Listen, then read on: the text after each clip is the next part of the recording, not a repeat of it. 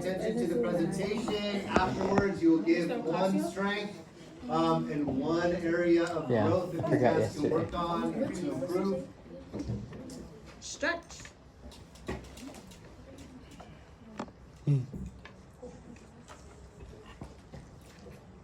Hi.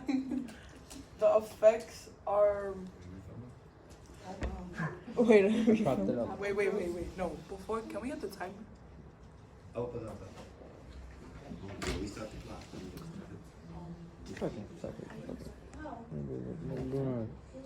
What's up, ugly? Okay.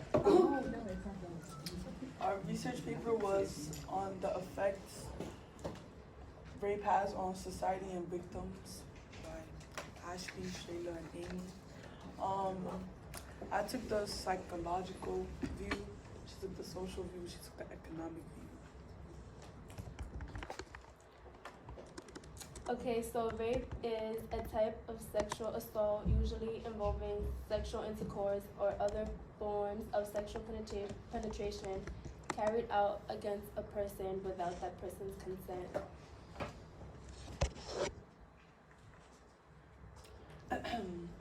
People usually believe that when somebody is raped, it only happens to females, but in reality, it actually happens to males too. One of the effects that I saw was that the major effects is flashback. No matter if the victim is doing fine after, well, no victim is actually doing fine, but after the tragedy, they have a lot of flashbacks.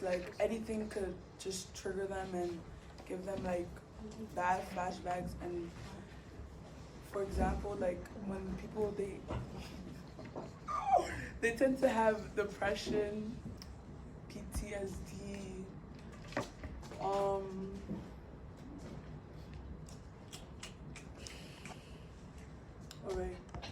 And one of my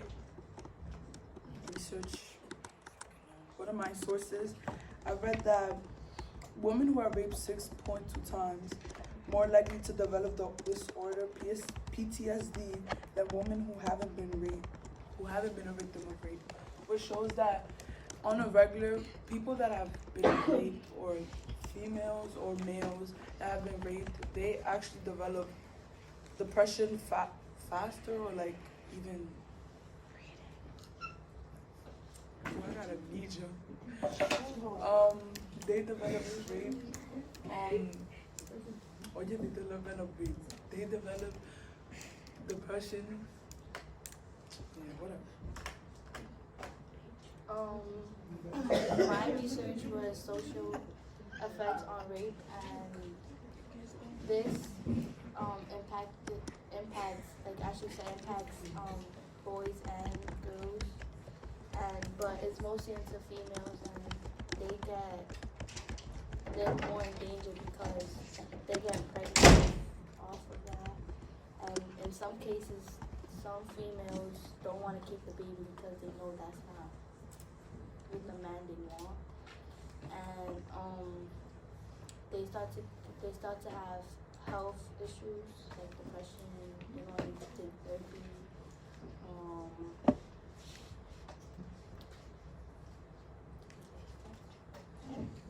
I took the economic perspective of rape, and basically, these numbers, the 122,461, the 25 million reported victims, and the 3.1 trillion cost. Basically, all of these costs, the victims, they have to pay for when they, let's say they need counseling after what happened to them, so they have to go pay for that, or they have to pay for the medical costs that they suffer, let's say they have any bruises or anything on their body, so they have to go see a doctor for that.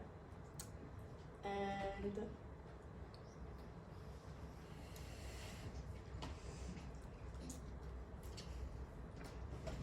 also, in one of my sources, I found that the immediate medical cost for victims who seek care is $2,084 on average in the United States, and that's a huge number. And they're wasting a lot of money, basically trying to recover from what they went through.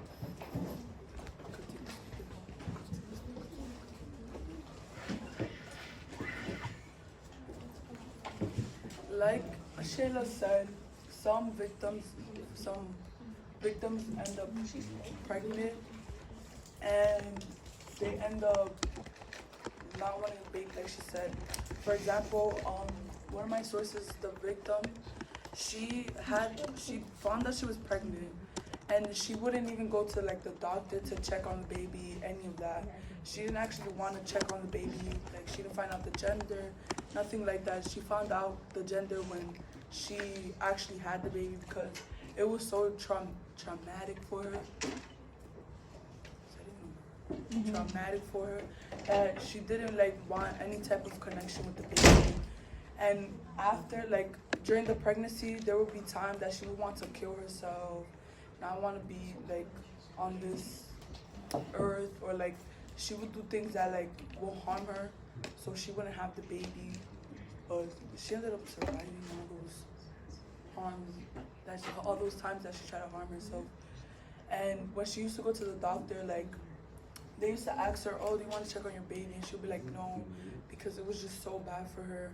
And like I said before, flashback was one of the like worst things for her that made her want to do all of these suicidal things. And yeah.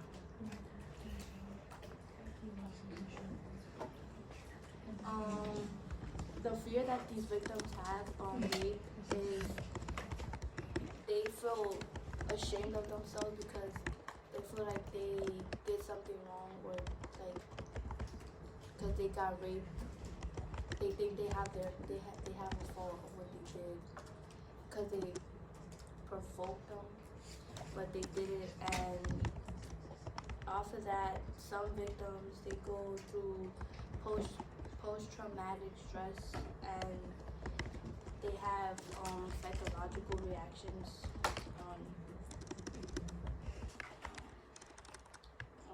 on that.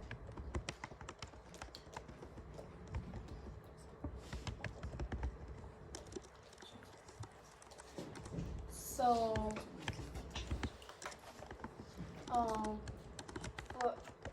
so sexual assault in the workplace. So, when rape victims go through this, their work, they're affected in their job because they, after experiencing what they went through, they can't go to work anymore because what they went through was just too much. So they start to, like they said, become depressed, and going to work is just too much for them. So when they stop going to work, this affects the economy because instead of helping the economy grow, they're not going to the jobs. And also, rape victims, the young ones, they drop out of school.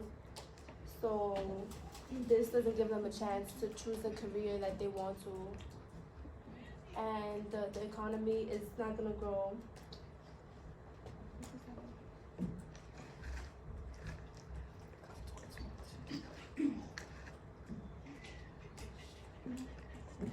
And I feel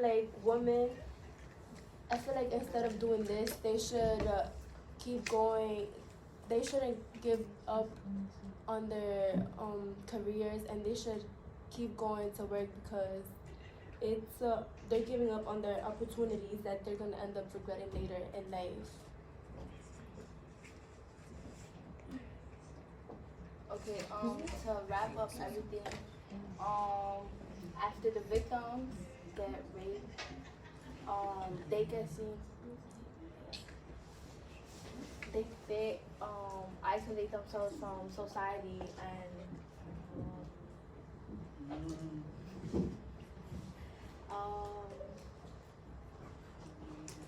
They isolate themselves from society by leaving their jobs or dropping out of school, which then leads to the depression, the anxiety, the difficulty concentrating and stuff.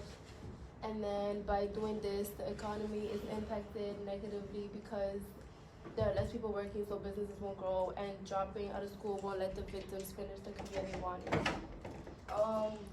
So they get therapy help so they could get over it. Yeah. It's a solution. Okay, the solution is to go to therapy to get the help the depression and anxiety or nightmares that they have. Yeah. And also avoid to be to avoid being alone at night so they won't actually get flashbacks and stuff like that. Okay, bring awareness to the issue by talking to people about it, because the more people that know, then the better it is, and the better people are going to be educated about it. And also, get help or take action when you see someone that's being sexually assaulted. Okay, went a little bit over. You record the questions too. Yeah, it's a little bit over. That's what I'm talking about. That's Okay, questions? Okay. Come, Jay. Okay, guys, I'm going to ask each of you a question. So, okay. Amy, give one specific way that your thinking changed as a result of learning about Ashley's research that she did. So, one way my opinion, Your opinion or your thinking changed?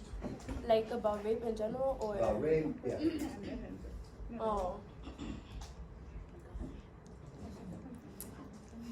So,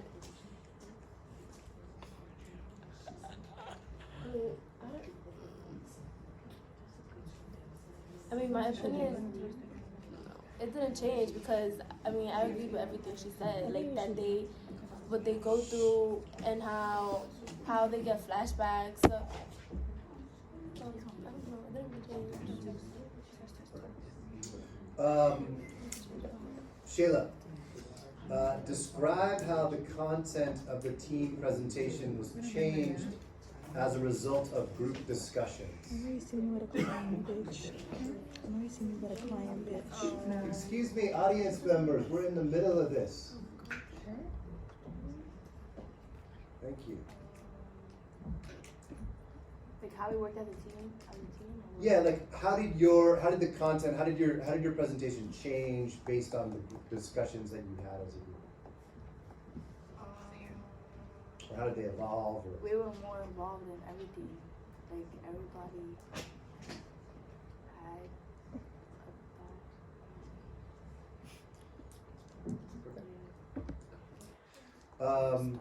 Okay. Ashley. What is one thing that you would do differently in terms of organizing and working within your group? What's one thing that you would change based on this experience that you had? I think next time we should like. He said we. He said we. continue. Yeah. I think next time we should maybe communicate more and like try to like learn the slides before we actually can present and not like come present and then each of us right? Yeah. Okay. Okay, thank you guys. Thank you guys. Give it up for our presenters. Yeah. Okay. Nah, y'all bad teenagers. You guys ready? You guys go? You guys are all.